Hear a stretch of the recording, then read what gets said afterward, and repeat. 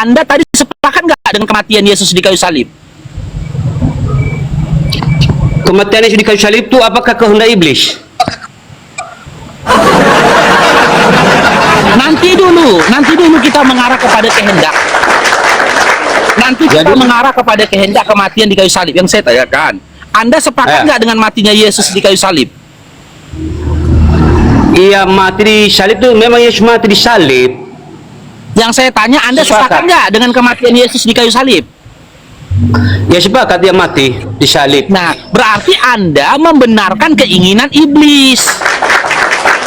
Tidak Anda membenarkan keinginan iblis. Loh, sekarang sih Anda tadi sudah mengakui, di awal Anda sudah mengakui dalam Yohanes 8 nomor 40 sampai 44 menggambarkan keinginan iblis yang ingin membunuh Yesus. Sementara ketika Anda ditanyakan, apakah Anda sepakat dengan kematian Yesus di kayu salib? Apakah Anda sepakat dengan pembunuhan Yesus di kayu salib? Anda katakan sepakat. Berarti iman Anda saat ini adalah membenarkan keinginan iblis. Apa itu keinginan iblis? Yes. Ya, keinginan iblis memang membunuh. Ya, jika Allah adalah Bapakmu, kau akan mengasihi aku, kata Yesus. Jika Anda bertuhan kepada Allah Bapa, Anda harusnya mengasihi Yesus. Wujud dari mengasihi Yesus, Anda tidak akan menginginkan kematian dia di kayu salib. Anda tidak akan sepakat dengan apa yang dialami oleh Yesus, kekejian yang dialami oleh Yesus. Ketika dia diludahin, dia dipukulin, dia ditelanjangi, ditombak lambungnya. Itu semua kekejian atas diri Yesus. Harusnya Anda tidak sepakat atas itu. Anda menolak itu. Tapi ketika Anda sepakat dengan apa yang dialami oleh Yesus, kekejian yang dialami oleh Yesus, maka kata Yesus, iblislah yang menjadi Tuhan Anda. Ya, itu salah pemahaman Anda, keliru. Apakah kematian Yesus di salib? Bukan pemahaman, tapi berdasarkan data. Dengar. Begini. Oke. Penyaliban Yesus kan menggenapi rencana Allah. Bagaimana Kejadian 3 ayat 15 itu, bahwa keturunan perempuan itu akan meremukkan kepala ular. Itu artinya bahwa rencana kematian Yesus itu adalah menggenapi rencana Allah, karena Allah sudah merancang, memprogramkan sebelum dunia dijadikan. Di dalam kitab Kejadian tidak ada cerita tentang penyaliban, Bapak Pendeta. Iya, di dalam betul. kitab Kejadian 3 yang Anda bacakan tadi tidak ada tertuliskan tentang penyaliban, tidak ada. Itu hanya cocokologi yang kalian lakukan. Kapan? Ya udah, gini. Coba sebut satu nubuat di dalam Perjanjian Lama di mana dikisahkan Tuhan akan mati di kayu salib. Secara letterlet nggak ada. Mana nubuatnya? Secara tertulis nggak ada tentang salib itu. Tetapi jika nubuatnya saja tidak ada secara tertulis, ya. Tetapi di dalam Yesaya 53 ayat 10 itu, Allah meremukkan dia dengan sebab Allah berkehendak meremukkan dia dengan kesakitan. Itu juga berbicara tentang kematian Yesus di kayu salib. Artinya bahwa jadi Anda imani, kemudian digenapi di dalam Kisah Rasul pasal 2 ayat 23. Ya. Bagaimana iman Petrus Anda, kitab Yesaya 53 itu? Ya. Ya, saya yakin yang saya tanyakan, berarti Anda imani. Iya. Oke, penyaliban itu bagi Anda adalah rencana Allah itu sendiri. Betul? Iya. Oke. Betul. Berarti kematian Yesus di kayu salib, pembunuhan terhadap diri Yesus di kayu salib itu adalah keinginan Allah. Ya, rencana Allah sejak semula. Sudah diprogramkan Allah. Iya, pembunuhan Yesus. Iya, pembunuhan Yesus berarti rencana Allah, betul? Iya. Oke, kita kembali dalam Yohanes 8 nomor 40 sampai 44. Keinginan iblis dalam Yohanes 8 nomor 44 sampai 44 apa itu? Sampai 40 dari 40 sampai 44, apa keinginan iblis terhadap Yesus? Sebenarnya iblis ini harus kalian pahami latar belakang jejaknya. Dia ini kan malaikat Tuhan yang sudah dibuang dari Saya nggak surga oleh tanya Tuhan. tentang backgroundnya iblis, tidak. Ya. Saya tidak membahas tentang backgroundnya iblis. Jangan lompat kemana-mana, Bapak Pendeta. Yang saya Ya, kita tanyakan, perlu lompat-lompat Anda dulu. tadi baru Biar menyatakan isi. kematian Yesus, pembunuhan Yesus di kayu salib adalah keinginan dari Allah Bapa itu sendiri. Oke? Ya. Sementara dalam Yohanes 8 nomor 40 sampai 44, keinginan iblis terhadap Yesus apa?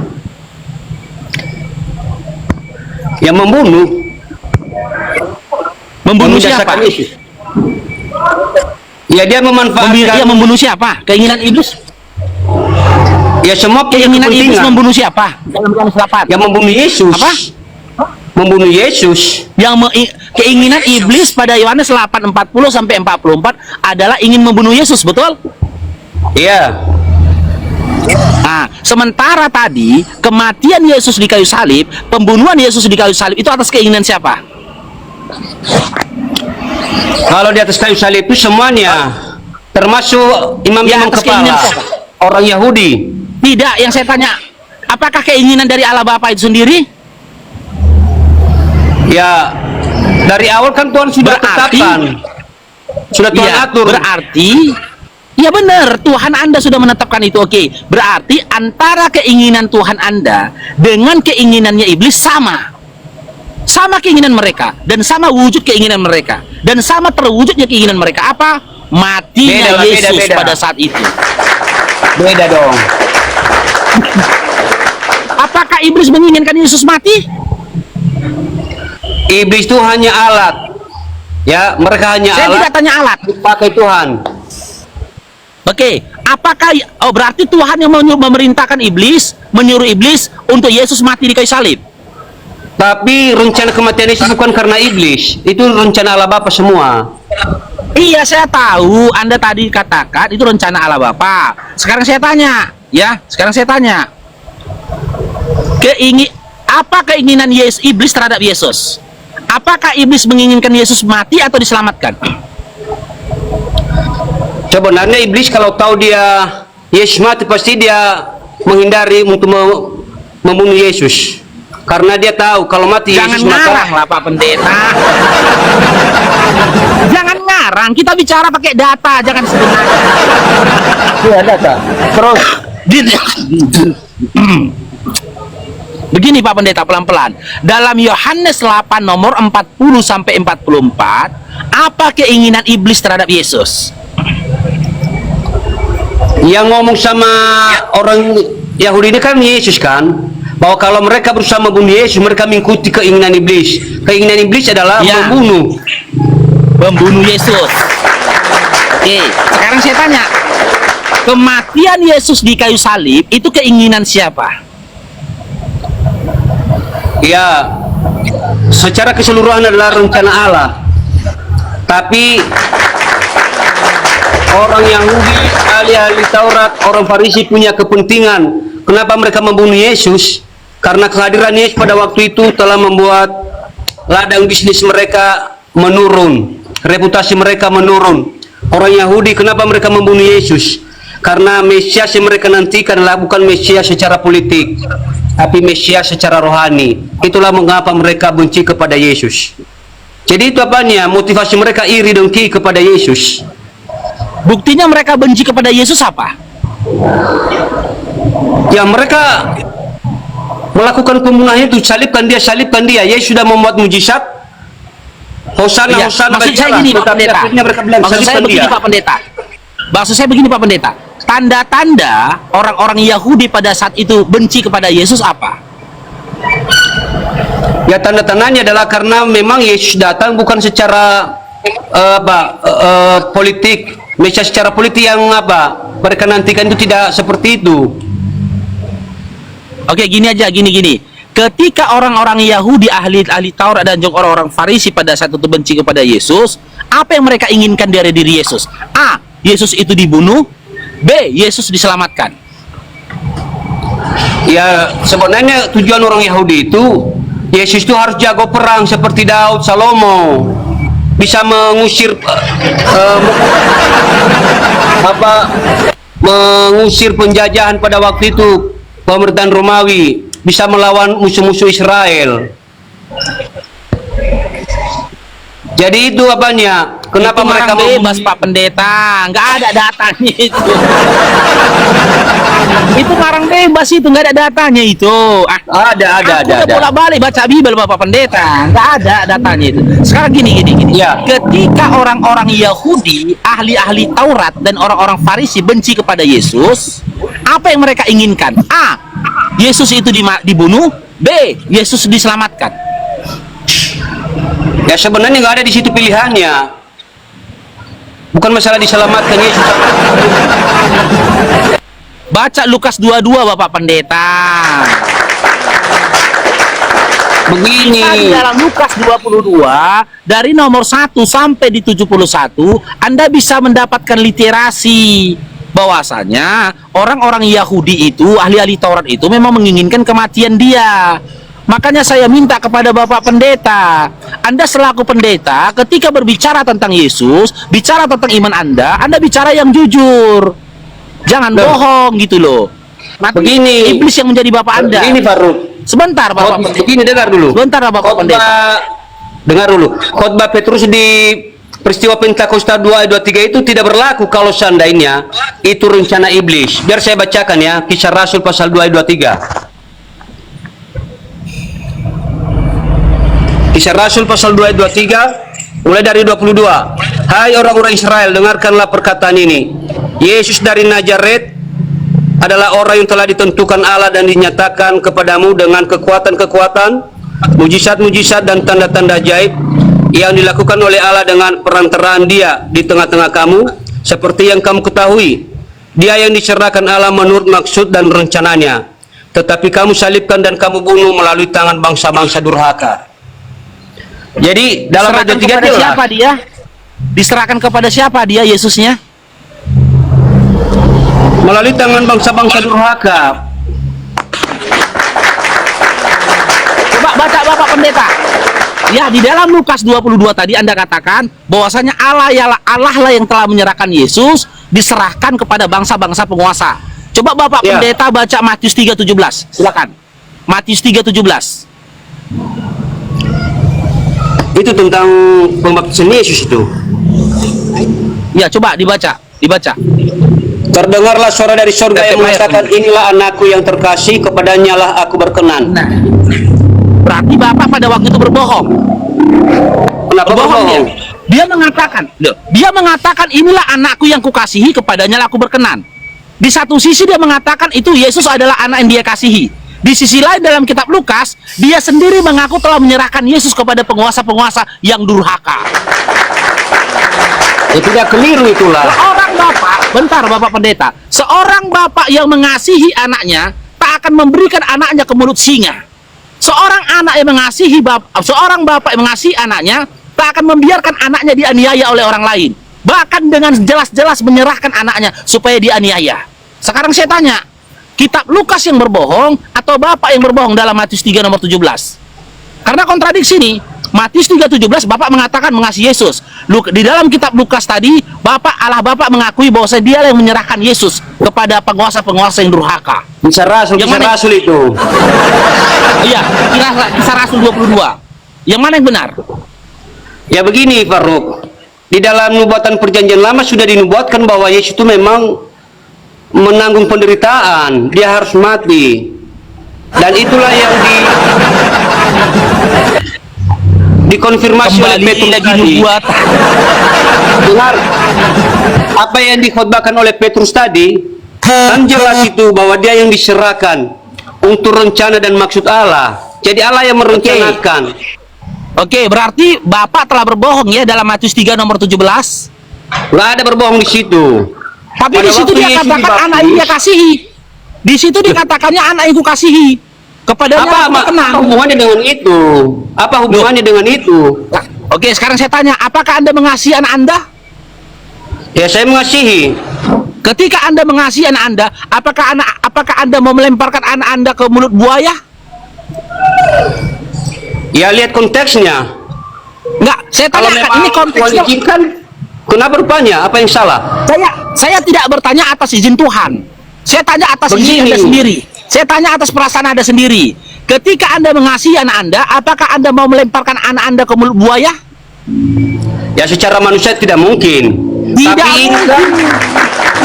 Tapi ini kehendak Allah. Dengar Faruk, Yohanes 3 ayat 16. Karena begitu besar kasih Allah akan dunia ini, Ia mengaruniakan. Kalau Allah mengaruniakan berarti Allah sudah rela berkorban. Oke, Yohanes 3 nomor 16. Perasaan, Di jangan situ pakai perasaan, dikatakan, Faruk. ya, di dalam Yohanes 3 nomor 16, dia mengaruniakan anaknya, bukan menumbalkan anaknya. Nih, ya tanya bentar ya. Artinya dia Anda saya kasih. menyerahkan, mengorbankan. Nih. Dan kalian pelintir-pelintir mengaruniakan, menumbalkan. Ya artinya Tuhan dari awal sudah tulus untuk mengasihi manusia supaya manusia yang berdosa itu diampuni dan diselamatkan. Itu tujuannya sebenarnya. Nih bentar ya, saya kasih data ke Bapak Pendeta nih. Ini Faru ini lari lagi dia, lari data. Nih, ini saya buktikan kepada Anda. Efesus 5 nomor 2. Dalam hiduplah di dalam kasih, dan hiduplah dalam kasih, sebab sebagaimana Kristus Yesus juga telah mengasihi kamu dan telah menyerahkan dirinya untuk kita sebagai persembahan dan korban yang harum bagi Allah. Ya. Dan korban yang harum bagi Allah. Yesus di sini dikorbankan bagi siapa? Efesus pasal 5 itu 5 nomor 2. Yesus ini korban yang harum bagi siapa? di dalam ayat itu harum bagi Allah. Ya, harum bagi Allah. Ya. Oke. Di sini Yesus dikatakan korban. Di sini Yesus dikatakan korban atau kasih? Yesus itu Sebagai korban atau persembahan karunia? dan korban. Dua-duanya satu paket, persembahan Korban, dan korban. kan? Ada persembahan juga sebagai persembahan. Iya, dia sebagai persembahan dan korban kan? Iya. Ya. Bukan karunia kan? Oke, Ada di situ. ingat ya, di sini dia dikatakan sebagai persembahan dan korban. Sekarang kita kembali dalam Yohanes 3 nomor 16 tadi. Yohanes 3 nomor 16. Nih. Karena begitu besar kasih Allah akan dunia ini, sehingga Ia telah mengaruniakan anak yang tunggal, supaya setiap orang yang percaya kepadanya tidak binasa, melainkan beroleh hidup yang kekal. Di sini dia dikatakan karunia atau persembahan bahkan korban. Yesus itu karunia atau korban? Karunia. Kalimat lainnya mengaruniakan, mempersembahkan, menyerahkan, mengorbankan. Oke. Saya bahas ya, kembalikan ya. Nih kita kaji. Di sinilah letak kontradiksinya ayat-ayat Bible ini, sehingga mereka bingung mana Tuhan, mana iblis, mana setan. Dalam Yohanes 3 nomor 16, kalian itu. mereka dengar dulu lah Pak Pendeta. Dengar dulu lah Bapak Pendeta, dengar dulu.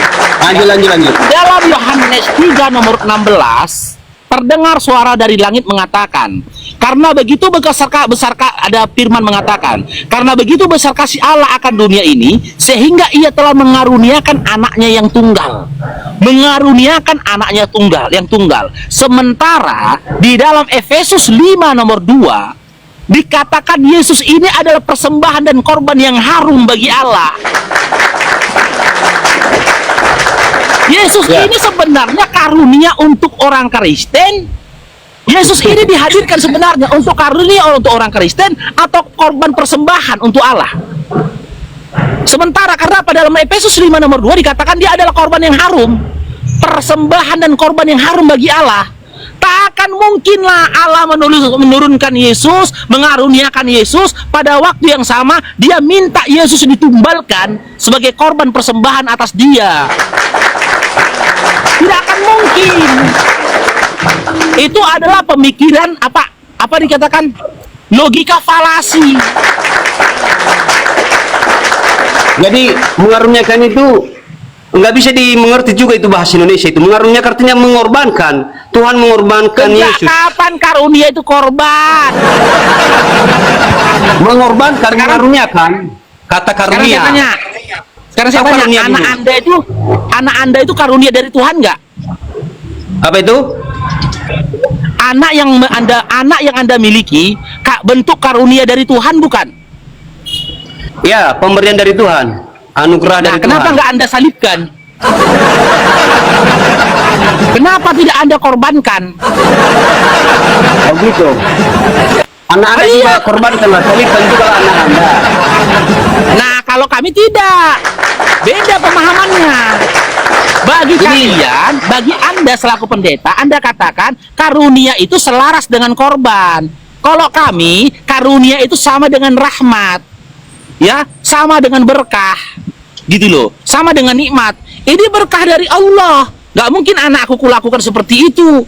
Kalau anda kan karunia itu sama dengan korban. Ya udah, jika anda meyakini Begini, anda adalah Pak karunia dari Tuhan anda, silakan salibkan anak Pemahaman anda. Anda ini keliru. Anda keliru dengan pemahaman Anda. Ini kan rencana Allah bagi dunia ini. Karena begitu besar kasih Allah ke dunia ini. Dunia ini artinya seluruh umat manusia, tanpa memandang agama, tanpa memandang negara. Tuhan mengaruniakan anak, yaitu keselamatan bagi semua orang, supaya setiap orang jangan ada yang binasa, melainkan beroleh hidup yang kekal. Jadi itu Sekarang gini tujuan. aja Bapak Pendeta, keinginan dari Allah Bapa, Yesus itu diselamatkan atau disalibkan? Disalibkan. Saya ulangi lagi, keinginan dari Allah Bapa, Yesus itu diselamatkan atau dibunuh? Disalibkan, dibunuh. Oke, saya tanya lagi, keinginan dari iblis, Yesus itu diselamatkan atau dibunuh? Kalau iblis maunya diselamatkan. Dari mana? Tadi kita udah sepakat Yohanes 8 nomor 44. Ahli-ahli Taurat, orang-orang Farisi ingin mewujudkan keinginan iblis. Kata Yesus di dalam ayat 40. Gitu loh. Jika kau ingin membunuh aku, maka iblislah yang menjadi bapakmu. Ya. Iblislah yang menjadi Tuhanmu. Begini Pak. Begini Pak. Iblis ini maha tahu atau terbatas? Iblis ini maha tahu Saya atau tidak peduli Yesus itu maha tahu. Itu di luar konteks Bapak Pendeta. Itu di luar konteks. Sekarang saya tanya. Saya ulangin lagi. Dalam Yohanes 8 nomor 40 sampai 44, keinginan iblis itu apa terhadap diri Yesus? Membunuh Yesus atau menyelamatkan Yesus? Yesus kan menjelaskan bahwa karakter iblis itu membunuh. Membunuh. Iya. Kan Yesus sudah Membunuh ya. mengkonfirmasi.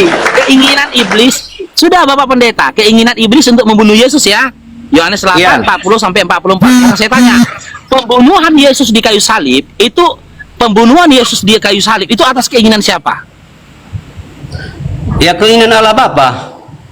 Nah, keinginan dari iblis sama keinginan Allah Bapa kenapa sama?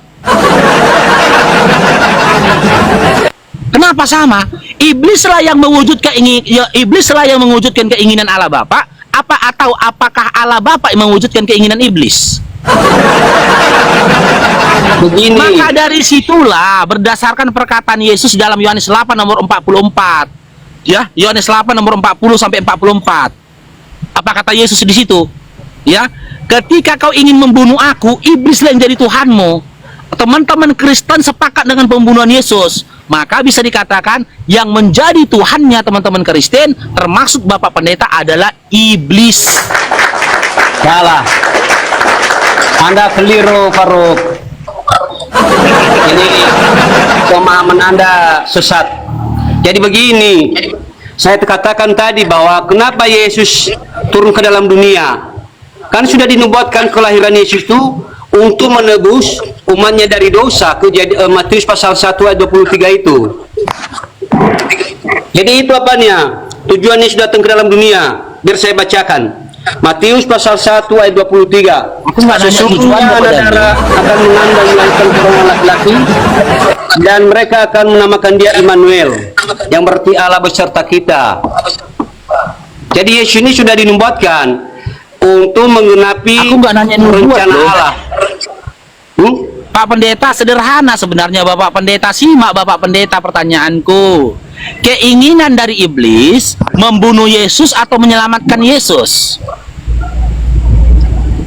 Yohanes 8:44 tadi. Iya, iblis memang membunuh karena itu karakternya. Membunuh. Oke, membunuh.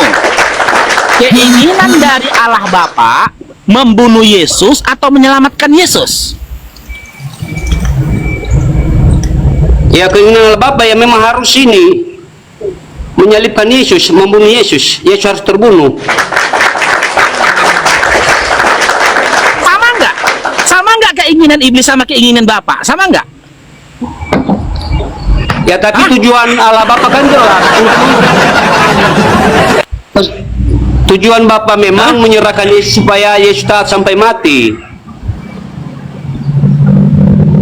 Saya tidak tanya tujuan. Saya tidak tanya tujuan. Yang saya tanya keinginan. Iblis berkeinginan agar Yesus dibunuh. Bapak berkeinginan agar Yesus juga terbunuh di kayu salib. Sekarang saya tanya, sama nggak keinginan iblis sama keinginan Bapak? Ya, sebenarnya keinginannya sama, cuma porsinya beda. Nah, keren Bapak Pendeta. Keren hari ini Bapak Pendeta, siapa namanya ini? Keren ini Bapak Pendeta. Ini pendeta jujur dia. Yusuf Hia. Hari ini Bapak Pendeta Yusuf Hia sudah mengakui bahwasanya keinginan dari iblis sama keinginan dari Allah Bapa adalah sama, yaitu sama-sama menginginkan kematian atas diri Yesus. Betul tidak Bapak Pendeta? Bukan begitu, porsinya beda. Berubah lagi dia. Berubah lagi dia. Berubah. Enggak porsi, begini. Gimana? Disinilah kalian ini mau mempelintirkan supaya kalian anggap iblis itu pahlawan, dia punya jasa, ya kan? Supaya Enggak, kalian klaim bahwa aku belum kajian itu ke sana. tujuan kalian ke sana. Bahwa kalau tanpa iblis maka keselamatan tidak terjadi. Di situnya kita harus pilih bahwa memang iblis itu tujuannya membunuh, mencuri dan membinasakan. Itu fungsinya, ciri-cirinya iblis. Tapi Allah Bapa menyelamatkan, menghidupkan. Oke, saya ulang lagi Bapak Pendeta ya. Berdasarkan Yohanes 8:40 sampai 44, keinginan dari iblis terhadap Yesus itu menyelamatkan Yesus atau membunuh Yesus? Ya, kita harus pahami dulu ya, Faruk. Yohanes 8 itu kan percakapan Yesus dengan orang-orang Yahudi ahli Taurat. Mereka menganggap diri mereka itu keturunan Abraham. Tapi di sisi lain mereka membunuh Yesus. Ingin membunuh Yesus. Ya, pada waktu mereka membunuh Yesus, Yesus berkata kepada mereka, mereka itu, bapa mereka itu adalah iblis. Karena keinginan iblis adalah membunuh sejak semula. Jadi, saya ulangi lagi pertanyaan saya. Berdasarkan Yohanes 8 nomor 40 sampai 44, keinginan dari iblis terhadap Yesus apa? A. Menyelamatkan Yesus atau membunuh Yesus? Bagaimana? Berdasarkan Yohanes 8 nomor 44, ya, 40 sampai 44, keinginan iblis itu apa? Menyelamatkan Yesus atau membunuh Yesus? Ya, membunuhlah. Membunuh. Kematian Yesus di kayu salib, pembunuhan Yesus di kayu salib, ya. Sekarang kita bahas kepada pembunuhan, apa kematian Yesus, ya. Ketika Yesus disalibkan di atas kayu salib, keinginan Bapa apa? Menyelamatkan Yesus atau membiarkan Yesus mati di kayu salib? Membiarkan Yesus mati di kayu salib. Oke, iblis menginginkan Yesus mati, Bapak menginginkan Yesus mati. Sama nggak antara keinginan Bapak dengan keinginan iblis? Beda. Kok beda? Tadi aku bilang sama ya. Pak Pendeta, udah sempat kupuji kok tadi pendeta yang jujur loh. Yalah. Ya, karena kalian kan suka minter-minter ajaran Kristen, jadi kita juga melintir. Bukan melintir. Yohanes 8 nomor 40 sampai 44, iblis menginginkan Yesus itu dibunuh.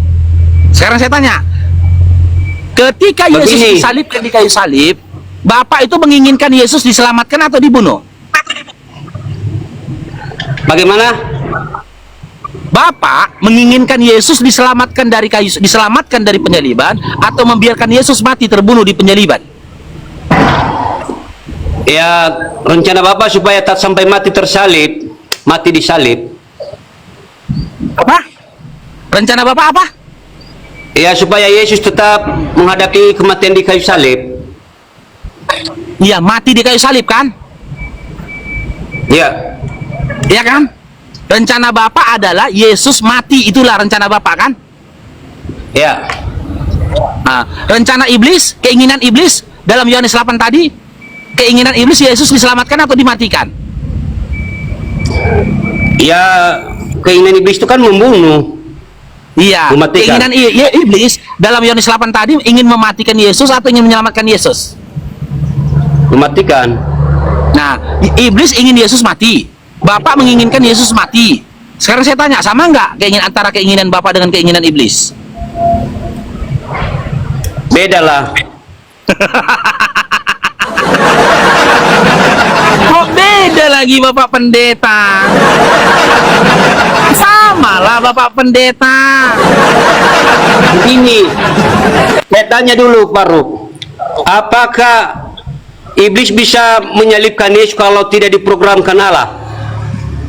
Apakah iblis bisa menyalibkan Yesus jika tidak diprogramkan Allah? Masalahnya di dalam Bible tidak ada cerita ini program Allah, ini program iblis, nggak ada. Ini Gitu loh.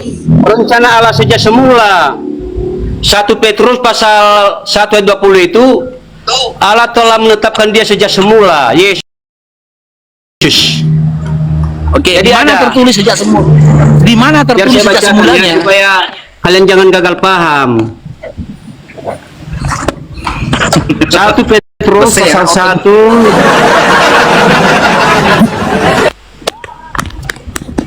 mulai ayat 18. Sebab kamu tahu bahwa kamu telah ditebus dari cara hidupmu yang sia-sia, yang kamu warisi dari nenek moyangmu, itu bukan dengan barang yang fana, bukan pula dengan perak atau emas, melainkan dengan darah yang mahal, yaitu darah Kristus yang sama seperti darah anak domba yang tak bernoda dan tak bercacat. Ayat 20, ia telah dipilih sebelum dunia dijadikan. Ya, di mana Jelas. di situ? Di mana di situ dikatakan ia sudah ditetapkan mati sebelum dijadikan? Di mana? Ayat 20, Di situ di situ terpilih atau terbunuh? ia telah dipilih sebelum dunia dijadikan. Ayat Ya, sebelum kan di situ berbicara bahwa hidup kita telah ditebus bukan dengan barang yang fana, tetapi bukan emas dan perak, melainkan dengan darah yang mahal, yaitu darah Kristus yang tercurah di kayu salib. Itu tujuannya. Jadi Yesus Iya. sudah ditetapkan, sudah dipilih. Iya, yang milih Yesus, yang menetapkan dan memilih Yesus itu mati itu siapa? Yang menetapkan Allah Bapa, programnya Allah, Allah Bapa, rencana kan? Allah Bapa Iya. di surga. Iya, Allah Bapa menetapkan dan memilih Yesus untuk mati kan, dibunuh di kayu salib kan? Ya, Nah, keinginan iblis dalam Yohanes 8 nomor 40 sampai 44 ingin Yesus diselamatkan atau dibunuh? saya rasa kalian harus pahami dulu konteksnya, kenapa Yesus berbicara Yohanes 8 ini. Ya, begini Pak Ruk. Ya, kenapa Yesus berkata kepada orang Yahudi, kalau mereka itu keturunan Abraham tapi berusaha membunuh Yesus, mereka ini adalah berhati iblis. Dan memang mereka menolak Yesus, benci kepada Yesus, karena memang mereka tidak punya iman seperti iman yang dimiliki oleh Abraham. Oke, ketika mereka benci kepada Yesus, apa yang mereka inginkan? A. Yesus diselamatkan, B. Yesus dibunuh. Ya, tetapi mereka mau bunuh Yesus. Membunuh ya. Sekarang saya tanya, Bapak Pendeta benci apa? Sekarang saya tanya, saya buktikan ini. Bapak Pendeta ini benci atau cinta sama Yesus? Bapak Cinta Pendeta. dong. Oke, saya buktikan. Bapak Pendeta, apakah Anda sepakat dengan kematian Yesus di kayu salib? Maksudnya sepakat dalam hal apa ini? Apakah Anda sepakat Yesus mati di kayu salib? Setuju Ya, atau memang tidak Yesus Anda mati di kayu Yesus? salib. Ya, setuju nggak Anda sama? Ini pertanyaan kalian ini gantung-gantung. Yang saya tanyakan gini, apakah Bapak Pendeta setuju Yesus mati terbunuh di kayu salib? Ya, setuju. Nah, setuju. Berarti Anda membenci Yesus. Anda bukan cinta, Anda benci Yesus. Jadi salah itu. Ahli-ahli Taurat ketika benci pada Yesus, mereka ingin Yesus dibunuh. Anda juga kepengen, setuju Yesus mati terbunuh. Berarti Anda sebenarnya tanpa sadar benci kepada Yesus. Dan Kalau ini semua seperti teman-teman itu Kristen berarti pemahaman benci Anda. sama Yesus. Hah? Pemahaman Anda jadi keliru. Kan tadi awalnya kan saya sudah sampaikan, Yesus sudah dipilih sebelum dunia dijadikan loh, sebelum lahir pohon-pohon, langit dan bumi ini sudah Tuhan programkan, bukan program dadakan ini, bukan program kecelakaan ini. Sudah Tuhan siapkan jauh-jauh hari sebelum kita ada di dunia ini. Barakallahu fikum. Iya, dipilih untuk apa? Diselamatkan atau dibunuh? Loh, dia menebus kita dari dosa, bahwa dosa telah Iya, dengan datang ke cara dunia. iya dia menebus. Iya, dia menebus Anda dari dosa dengan cara dia dibunuh atau diselamatkan. Ya, dia menjalani perintah Allah, yaitu mati Iya. tersalib. Iya, dengan mati di kayu salib kan, terbunuh mati Ya. di kayu salib kan. Nah, itu keinginan Bapak kan? Ya, Nah, keinginan iblis dalam Yohanes 8 nomor 40 sampai 44 tadi, Yesus itu keinginan iblis, Yesus itu diselamatkan atau dibunuh? muter-muter terus Faru ini dari tadi. Itu pertanyaanmu. Karena kemana-mana mentok di situ. Jangan paksa saya harus mengikuti keinginan Anda. Aku hanya menyebut kata Alkitab. Ya, Iya, bahwa kematian makanya Yesus gini. itu dengar dulu Faruk. Ya, gimana? Dalam Yesaya pasal 53 ayat 10 itu, sebab Allah berkehendak meremukkan dia dengan kesakitan.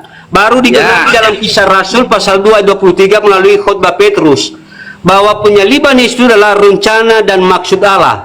Jelas. Ya. Kalian datang mengorek-ngorek, muter-muter supaya apa?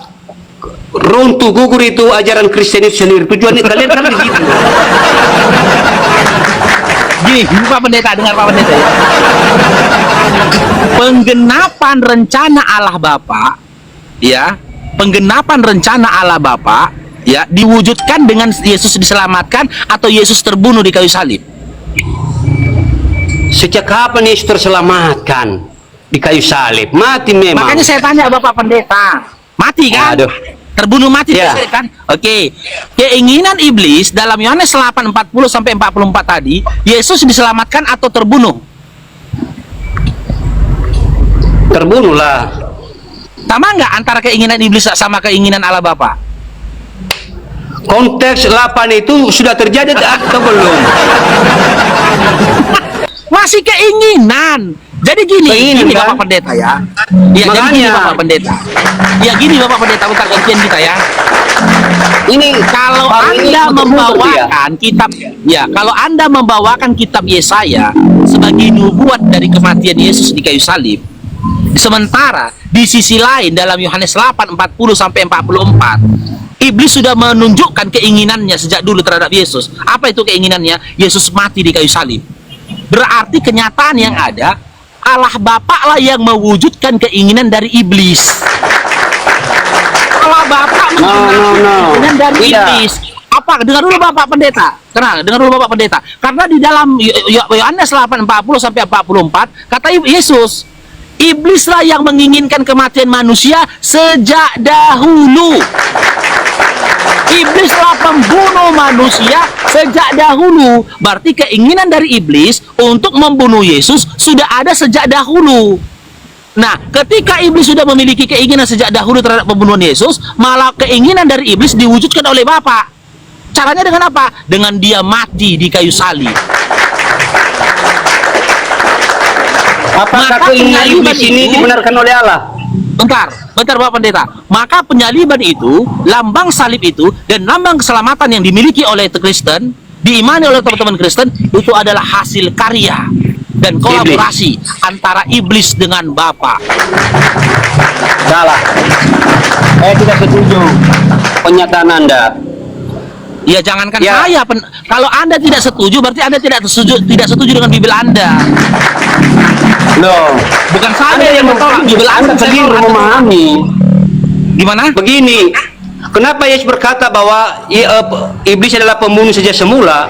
Karena dialah yang memperdaya manusia pertama, dan lahirlah nubuatan Kejadian 3 ayat 15 itu, yaitu bahwa aku akan mengadakan permusuhan antara engkau dan perempuan ini, antara keturunan dan keturunannya, dan seterusnya. Jadi Yesus tahu bahwa iblis ini adalah pembunuh, dan ketika orang Yahudi melakukan rencana jahat membunuh Yesus adalah mereka mengikuti keinginan iblis itu sendiri. Ya, tetapi peristiwa penyaliban Yesus itu memang iblis itu adalah merupakan otak juga termasuk membunuh Yesus, tetapi di dalam peristiwa sidang itu memang sudah gugur, tidak ada lagi, sudah selesai. Ketika Pilatus berkata, saya tidak menemukan dosa orang ini, dia cuci tangan kan? Jadi selesai, nggak ada. Oke. Rencana jahat iblis itu apa? Ingin Yesus terbunuh atau ingin Yesus diselamatkan? Ya, sebenarnya iblis kalau tahu Yesus terbunuh, pasti dia akan berhenti untuk melakukannya jahatnya itu terus. Karena apa? Dia juga Itu akan dilemparkan Pak ke dalam. Pendeta. Itu angan-angan Anda untuk lari dari masalah itu, karena tidak ada data itu. Ada.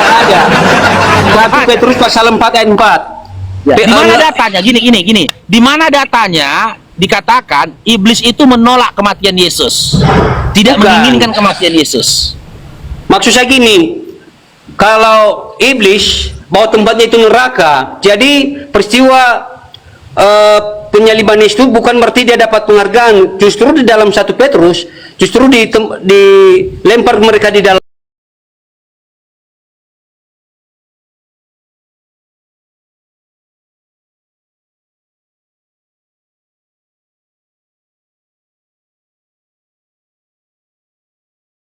Satu Yohanes. Yang dilemparkan ke dalam api yang kekal, Bapak Pendeta. Yesus juga dilemparkan ke dalam api yang kekal bersama dengan iblis. Nah, ini lagi Pak. Mana dalilnya? Tunjukkan datanya. Benar. Mana datanya? Yesus dilemparkan ke dalam api yang kekal bersama dengan iblis. Kisah Rasul pasal 1. Mau dalilnya? Yesus terangkat ke Mau surga. dalilnya? Tunjukkan datanya. Tunjukkan datanya. Oke, baca Galatia 3:13. Baca Galatia 3:13. Oh, itu tentang ini, dia digantung di kayu salib terkutuk. Bukan dilemparkan Iya, ke baca neraka dulu. itu. Nanti saya korelasikan dalilnya. Korelasikan dalilnya. Baik, biar saya baca ya. Galatia 3:13. Iya.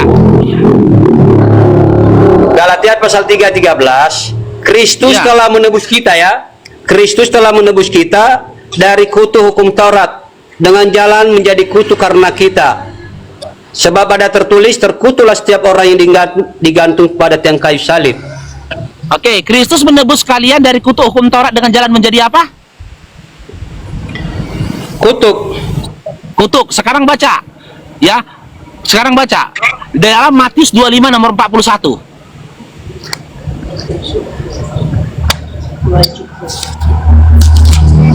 25 ayat 41. Iya, ingat ya, Galatia 3:13, Yesus itu menebus mereka dari kutuk hukum Taurat dengan jalan menjadi kutuk.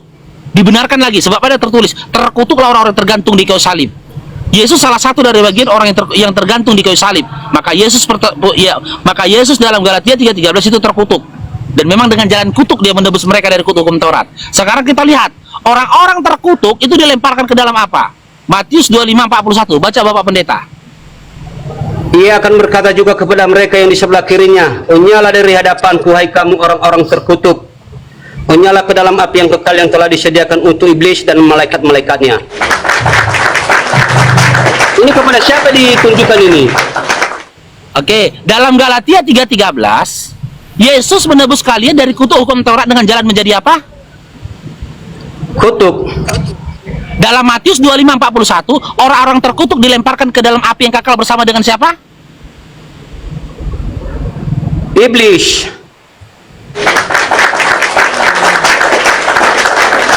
Iblis dan malaikat-malaikatnya. Iya, berarti Yesus di neraka atau di surga? Ini konteksnya lain Matius ini. Lah. Ini penghakiman terakhir. Lain, Perhatikan. tiba-tiba lain, konteksnya dengar. lain. Yesus berbicara kepada orang yang disalib di sebelah kirinya. Ya, pada waktu itu pada waktu itu Yesus tersalib juga enggak? Tapi kan dia bangkit pada hari ketiga. Nanti dulu tentang bangkitnya. Pada waktu itu Yesus itu tersalib enggak? Pada waktu berkata. Ya tersalib.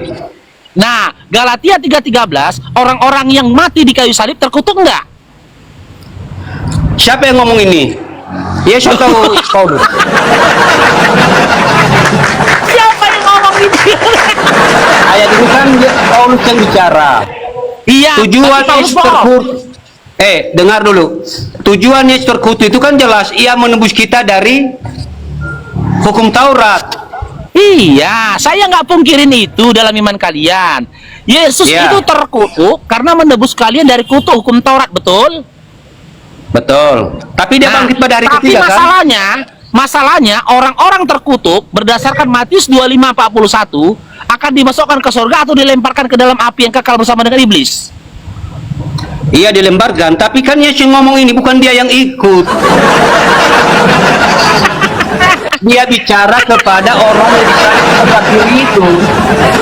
Iya, ketika dia berbicara kepada orang yang disalibkan di sebelahnya, pada saat itu posisi Yesus tersalib apa tidak?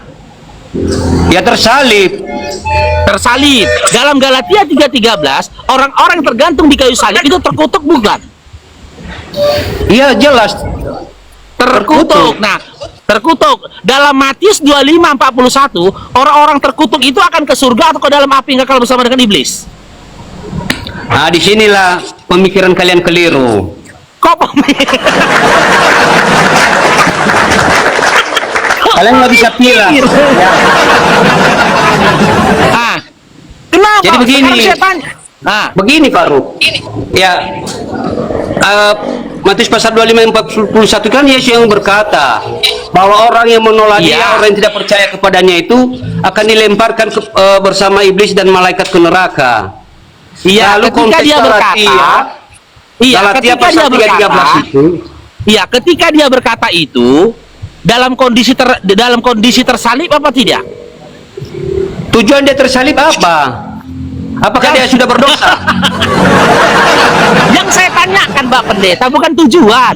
Ketika Yesus berkata seperti yang tertulis dalam Matius 25:41, ya, posisi Yesus pada saat itu tersalib atau bukan? Ia tersalib. Tersalib. Sekarang kita ke Galatia 3:13. Berdasarkan Galatia 3:13, orang-orang yang mati di kayu salib itu terkutuk tidak? Ia terkutuk. Nah, Tapi udah terkutuk kan? begini. Matius 25 nomor 41, orang-orang terkutuk akan dienyahkan ke dalam api yang kekal bersama iblis atau dimasukkan ke dalam surga. Ya, ayat itu memang ke neraka. Nah, berarti Yesus di surga apa di neraka? Ya, lihat Kisah Rasul pasal 1 ayat 12.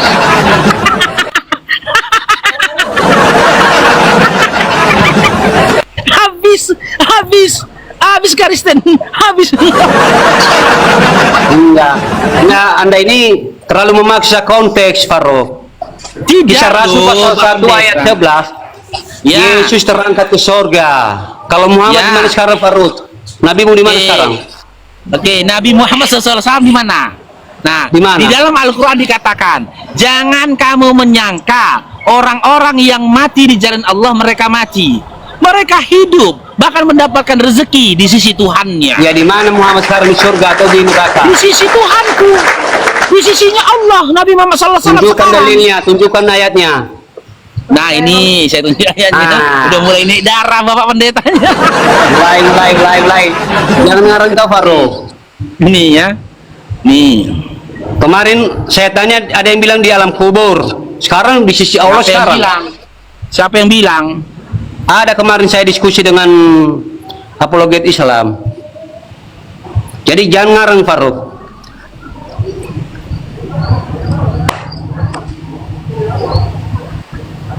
Jelas di Kisah Rasul pasal 1 ayat 11 itu, Yesus sudah naik ke surga. Kok di neraka pula kamu bilang? Aduh. Wah, kok aku yang bilang di neraka? Kayak mana? Lah, tadi katamu tadi Yesus neraka juga. Karena dia terputus dari salib. Oke, kita kaji kisah para rasulnya, boleh sebentar kita kaji. Anda di mana dulu Muhammad tadi? Pak, jawab dulu itu. Kau jangan lari. Kau muter-muter lagi kau. Dan kau pinter bahas Yesus tapi ketika ditanya Muhammad kau lari-lari. Bisa di neraka bukan ada Yesus. Faruk Nih datanya ya, dalam surah Ali Imran ayat 169. Janganlah kamu mengira bahwa orang-orang yang gugur di jalan Allah itu mati. Bahkan mereka itu hidup di sisi Tuhannya dengan mendapatkan rezeki. Kita sama-sama tahu Nabi Muhammad SAW seumur hidupnya itu, ya, seluruh hidupnya itu, ya, itu dia didedikasikannya untuk agama Allah. Dia berjuang untuk agama Allah. Maka jangan pernah kita berpikir dia itu mati. Berdasarkan surah Ali Imran ayat 169 tadi, dia hidup di sisi Tuhannya. Bahkan dia mendapatkan rezeki dari sisi Tuhan. Begini nama Muhammad di situ nggak ada. Gimana? Mana nama nabinya? Nggak ada di situ disebut. Nah, saya jawab lagi. Al-Quran mengatakan, ya, sesungguhnya Al-Quran ini diturunkan, ya, untuk orang-orang yang berakal. Makanya kalau kita membaca Al-Quran, kita pakai akal. Jadi pakai apa selama ini? Tertulis nama Nabi Muhammad SAW. Kenapa tidak nama Nabi Muhammad SAW tertulis di situ? Karena bukan hanya Nabi Muhammad SAW sajalah yang berjuang di jalan Allah pada masa itu dan zaman sekarang. Para sahabat juga berjuang di jalan Allah. Tabi'in juga berjuang di jalan Allah. Imam-imam juga berjuang di jalan Allah. Bahkan kami apologet Islam Indonesia beserta dengan saudara-saudara muslimku yang tap-tap layar saat ini sampai dengan memberikan giftnya pada saat ini juga berjuang di jalan Allah. Makanya di situ di dalam surah Ali Imran itu bersifat universal. Tapi kenapa dia didoakan sampai hari ini, Faruk? Apa? Faruk, kenapa didoakan dia kalau sudah masuk surga dia? Oke, siapa yang mendoakan? Ada itu sering ke makam Muhammad orang mendoakan dia kok. Janganlah pakai data lah Pak Pendeta. Janganlah nengok video, Pak. Pakai data. Aku bisa tunjukkan data. Yesus Paulus tadi doa. Saya ingat kemarin. Dengar, saya masih ingat, tapi saya lupa ayatnya bahwa Tuhan bersama para malaikat bersalawat dengan Muhammad, dengan Nabi Muhammad. Ada itu. Ada kan? Bersalawat. Allah dan beserta malaikatnya bersalawat dengan Muhammad. Artinya orang-orang masih memohon supaya Muhammad ini masuk surga. Jadi kalau misalnya dia sudah masuk surga, kenapa dia masih didoakan? Pak Pendeta, Pak Pendeta kita bicara pakai data lah. Makanya saya bilang tadi pakai data ini, tengok. Kayak aku nih pakai data Matius 21 nomor 9. Yesus didoakan. Dan orang banyak yang berjalan di depan Yesus dan mengikutinya dari belakang berseru. Apa serunya itu? Hosana bagi anak Daud. Anda gini Faruk, mohon maaf dulu kata Faruk. Hosana? Saya potong dulu. Dengar dulu. Apa arti kata Hosana? Ya, Hosana itu keselamatan bagi anak Daud. Yesus aja didoakan. Yesus ini didoakan ini Yesus. Bukan itu kalimatnya. Gimana? Diberkatilah dia. Ya, diberkatilah dia yang datang dalam. Jangan putar-putar. Makanya bukan didoakan Hosana itu. Diberkatilah dia yang datang dalam nama Tuhan. Oke, kita buka ya arti kata Hosana. Tengok nih ya. Ya, Matius 21 ada lagunya tadi itu ya. Haruk. Arti. Ada lagunya. Hosana, terpujilah Tuhan. Itu Hosana. lagunya. Ini ya, arti kata Hosana. Ini. Ya, ini. Ini. Selamatkan kami. Kami mohon, tolong kami. Yesus aja saja dalam Matius 21 nomor 9 masih minta diselamatkan. Masih Tapi kalau kita doakan lihat supaya konteksnya, selamat. Farouk, dia masih hidup, dia masih ada di dunia. Pada waktu dia masuk kota Yerusalem kan masih hidup dia. Nah ini Iya. konteksnya, Iya. Muhammad ini kan sudah Ketika- meninggal, kenapa masih didoakan? Gini loh, ketika masih hidup saja, Yesus itu didoakan oleh orang-orang supaya mendapatkan keselamatan, betul? Tapi sudah mati kami nggak mendoakan dia sampai sekarang. Tunggu, bukan mati, hidup dulu, gitu loh. Kan nanti matinya. Ketika Yesus berjalan-jalan, ya di kota Yerusalem pada saat itu, bukankah orang-orang mendoakan Yesus dengan perkataan Hosana bagi anak Daud, betul? Iya. Betul? Mereka yang ucapan Hosana. yang artinya keselamatan bagi anak Daud, betul? Mereka mendoakan agar Yesus ini selamat, betul? Iya, betul. Nah, betul, oke. Ternyata doa mereka ini dikabulkan apa tidak sama Tuhan ya? Dikabulkan nggak Tuhan? Begini, Farouk, jangan lari kita ke situ lah. Yang konteksnya yang kita mati sekarang. Oke, nanti kita ke sana. Ketika Yesus jauh hidup kali. di atas bumi saja, ketika Yesus masih hidup di atas bumi, orang-orang berupaya mendoakan dia dengan meminta keselamatan atas dia, dengan mengatakan keselamatan bagi anak Daud. Doa mereka itu nggak dikabulkan. Karena apa? Karena pada akhirnya Yesus itu meninggal dianiaya di kayu salib. Nggak dikabulkan doanya.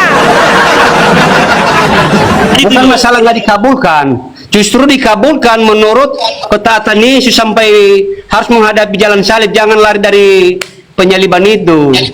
Gini loh Pak Pendeta, yang mengatakan dalam Matius 21:9 Hosana bagi anak Daud, itu orang-orang yang melihat Yesus atau Yesus itu sendiri?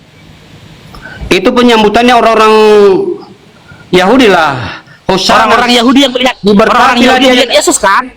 Perhatikan Ya, orang-orang Yahudi. kalimatnya tadi, diberkatilah dia yang datang dalam nama Tuhan. Itu artinya Hosana. Iya, keselamatan dari Tuhanlah atas anak Daud ini kan gitu, diberkatilah dia, betul? Ya.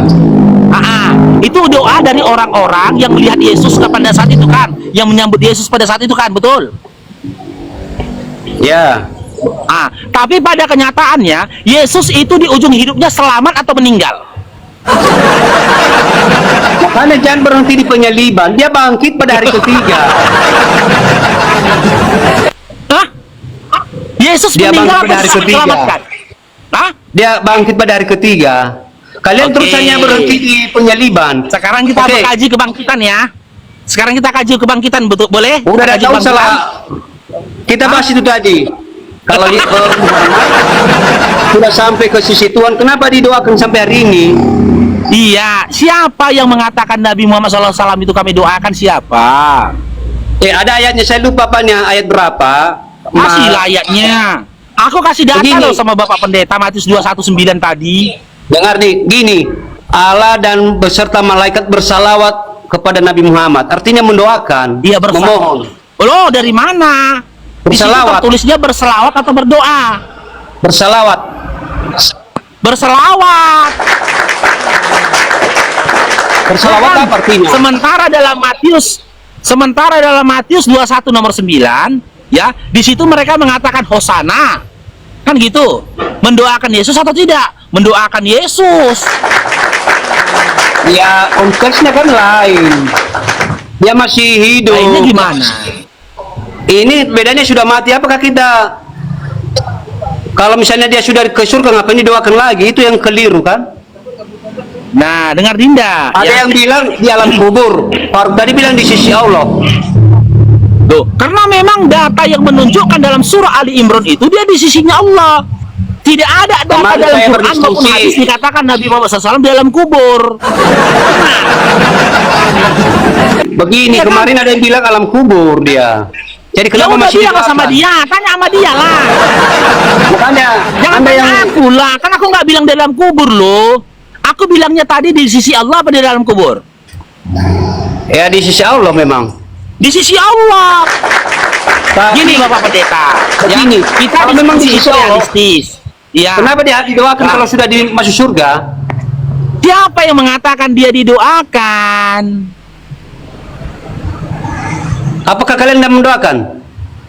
Loh, kami bersalawat gini deh, ini Bapak Pendeta ya, dan Bapak Pendeta dengar. Bersalawat itu ya, innallaha wa malaikatahu yusholluna 'alan nabi. Wahai orang-orang beriman, sesungguhnya Allah dan para malaikat bersalawat kepada Nabi.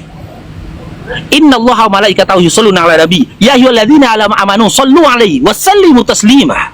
Salawat itu menyampaikan perkataan-perkataan yang baik kepada Allah.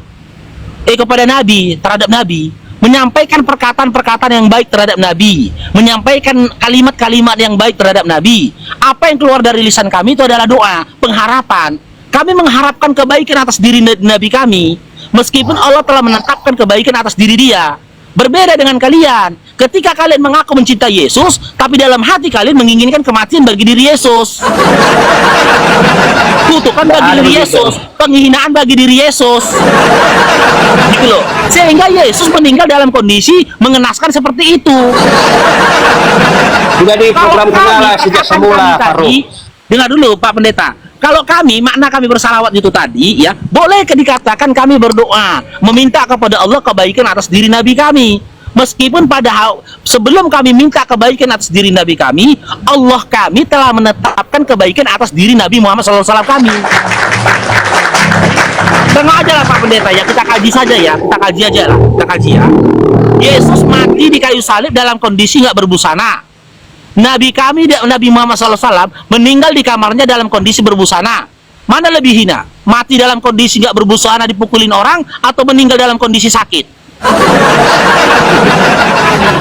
Udah, Faruk udah tahu enggak? Jangan sampai dipelintir begitulah. Lo kok dipelintir? Justru Muhammad mati di tangan perempuan. Diracun Mana dia kan? datanya Pak Pendeta? Jangan bohong. Jangan menghujat. Itu kan. Mana datanya? Ya, Mana datanya? baca sendiri. Coba. Nah kan itulah Pak Pendeta, kalau debat emosi, menghujat. Bukan, saya nggak emosi. Ya kenapa menyampaikan sesuatu tidak pakai data? Bapak Anda pendeta makanya, loh. kok sampai mempelintir berbusana tidak berbusana di kamar? Kita nggak membahas seperti itu juga lah. Loh, Yesus meninggal dalam kondisi berbusana atau tidak berbusana? Nggak ada dijelaskan begitu loh. Ada Bapak Pendeta. Mana ayatnya? Mana ayatnya? Ini ayatnya. Ini makanya Anda pendeta pun nggak tahu Bible Anda.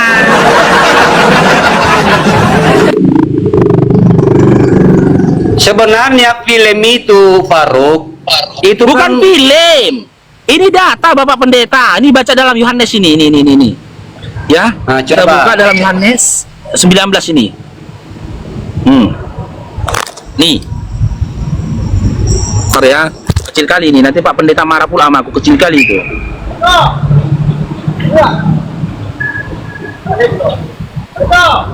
Aku bicara pakai data Pak Pendeta. ya setuju. Saya juga pakai data tadi bahwa memang penyaliban itu rencana Allah. Kan nggak ada datanya. Nggak ada di dalam Alkitab bahwa rencana penyaliban itu adalah rencana iblis, nggak ada. Ya, apa yang kalian coba? Yohanes 19 nomor 23 sampai 24. Sesudah prajurit itu menyalibkan Yesus, mereka mengambil pakaiannya lalu membagi-baginya menjadi 4 bagian untuk tiap-tiap prajurit. Sekarang saya tanyakan logikanya, ketika para prajurit mengambil pakaian Yesus ya dan membagi-bagikannya menjadi 4 bagian, apakah pada saat itu Yesus dalam kondisi berbusana? Nah, tidak dijelaskan di situ. Hah? Nggak ada dijelaskan kan? Lo gak ada dijelaskan ini loh Bapak Pendeta. Bukan Mereka maksudnya. mengambil pakaian. Iya, Mereka- diambil pakaiannya itu. Kalau kita ketika lihat Yesus, begini, Pak Pendeta, bentar Pak Pendeta.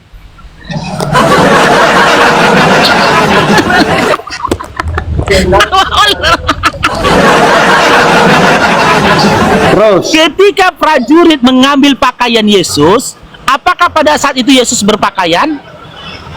kan nggak dijelaskan. Anda yang menafsirkan. Nggak perlu penjelasan lah. Gini Pak Pendeta, ketika aku mengambil sepeda motormu, apakah kau masih punya sepeda motor? Bisa aja saya punya seraf atau punya lebih lagi, bukan hanya satu. Iya, kalau punya dua lah. Ini sekarang ini kita berada hadapan. Seandainya pada saat ini aku ambil pakaian Anda, apakah pada saat ini Anda berpakaian? Ada serafnya. Loh, saat ini, ketika saat ini pakaian Anda saya ambil. Saat ini ya, ini kondisi saat ini, saya ambil pakaian Anda, buap, saya ambil semua. Apakah pada saat itu Anda berpakaian? Ya mungkin saat ini ya nggak ada, tapi mungkin sudah disiapkan Ya, istri. nggak berpakaian ya, tidak berpakaian. Kembali kita dalam Yohanes 19. Yohanes 19 nomor 23. Ketika para prajurit mengambil pakaian Yesus, apakah pada saat itu Yesus berpakaian? Begini Faruk, kita tidak boleh menafsirkan yang aneh-aneh. Ya, makanya Anda tidak bisa memahami. Berarti dia meninggal dalam kondisi nggak berbusana, Bapak Pendeta. Siapa yang tahu? Loh, Yohanes 19 tadi loh. Sebelum meninggal dia, waktu dia disalibkan. Ada pengikut-pengikutnya yang selalu mempersiapkan segala sesuatu. Tuhan sudah atur semua. Jadi Udah pikiran kabur kita semua jangan... Bapak Pendeta. Matius 26 baca, udah kabur semua pengikutnya, kabur. Nggak ada itu. Udah lari semua, lari. Gangga aja Bapak Pendeta ini. Sifat Jadi terlalu kita apa? komparasi ya. Penafsiran Anda terlalu vulgar. Ya. Ya, dari kondisi kematian saja lebih mulia Nabi kami Nabi Muhammad SAW yang meninggal di dalam kamarnya, ya, di pangkuan istrinya. Sementara Ya, menurut Yesus, kalian itulah. sebelum, dengar dulu lah, kita komparasi Bapak Pendeta. Sementara Yesus, sebelum dia menanggang ya, wajahnya diludahi, bahkan dibikin mainan, ditutup wajahnya, ditonjok, dup. Coba tebak, siapa yang telah memukul engkau? Nggak tahu Yesus siapa yang mukul dia. Tapi kan ada ayatnya, celakalah mereka. Nggak tahu siapa yang nonjoknya. Udah, setelah itu dia dipukulin, dibuka pakaiannya tanpa busana, Oke lah Faruk. ditombak lambungnya, meninggal. Kata Paulus dalam kondisi terkutuk pula, coba. Inilah Faruk. Lama-lama Anda jadi gila. Udahlah, kita stop aja lah. Anda banyak menarasikan yang aneh-aneh. Kok yang aneh-aneh? Harusnya Iya, Kak. Anda yang sebentar lagi gila, Pak Pendeta. Nah, otak Anda nanti makin gila menarasikan tentang Tuhan yang tidak terbatas. Anda buat lucu kan? Kok tak tampak, kenapa Anda katakan Tuhan Anda tak terbatas, tanpa batas? Sekarang saya tanya, ya, kita buktikan Tuhan Anda tanpa batas apa tidak? Ya, selain dengan jalan mati di kayu salib, adakah jalan lain bagi Yesus untuk menebus dosa kalian? Makanya aku bilang, pikiran Anda enggak sampai memahami itu. Jadi Anda hanya membuat lucu-lucu aja. Kita buktikan apakah Tuhan Anda tanpa batas. Kita buktikan ini. Selain dengan jalan mati terkutuk di kayu salib, adakah jalan lain bagi Yesus untuk menebus kalian dari dosa? Ada? Kalau memang dia tanpa batas harusnya ada. Hah? Bagi Tuhan tidak ada yang mustahil, Faruk. Oke, bagi Tuhan tidak ada yang mustahil. Oke. Jika memang bagi Yesus tidak ada yang mustahil, mampukah Yesus selamat dari penyaliban? Ya kalau dia mau, mustahilkah bisa. Yesus berangkat? Apa? Tapi pada Kalau kenyataannya dia mati di kayu salib atau diselamatkan dari kayu salib? Karena ketaatannya sama kehendak Bapa, makanya dia harus tersalib. Saya tidak tanya itu. Yang saya tanyakan, tapi pada kenyataannya udahlah, hanya Anda lama-lama jadi gila. Lucu kali, Bang. Anda menarasikan ajaran Kristen, membahas Kristen, Anda nggak jadi gila lama-lama. Berharap dia aku bertanya. Saya nggak marah. Aku nggak. Anda jadi apa kan? Itu aku bilang tadi kan. Anda tertawa kan? Harus tanya. Saya santai aja menanggapi Anda. Anda yang terlalu apa? Enggak lucu Kayak loh Pak Pendeta. keponakan Anda. Enggak lucu. Harus harus tanya Lucu lah. kan? Ya saya mau juga lucu lah. Lucu kali Oke Bapak lah, Pendeta ini, Pak. kapan-kapan kita diskusi lagi. Oke lah. Siaplah Bapak Semangat Pendeta ya. lah. Semoga Iya. Anda dapat hikmatnya. Ya, semoga Pak Pendeta dapat hidayah hingga berhenti menuhankan sosok yang tak berbaju dan tak bercelana, Pak Pendeta ya. Mustahil Baruk. Sekali Yesus tetap Yesus. Aduh, lucu kali Pendeta ini, Pak.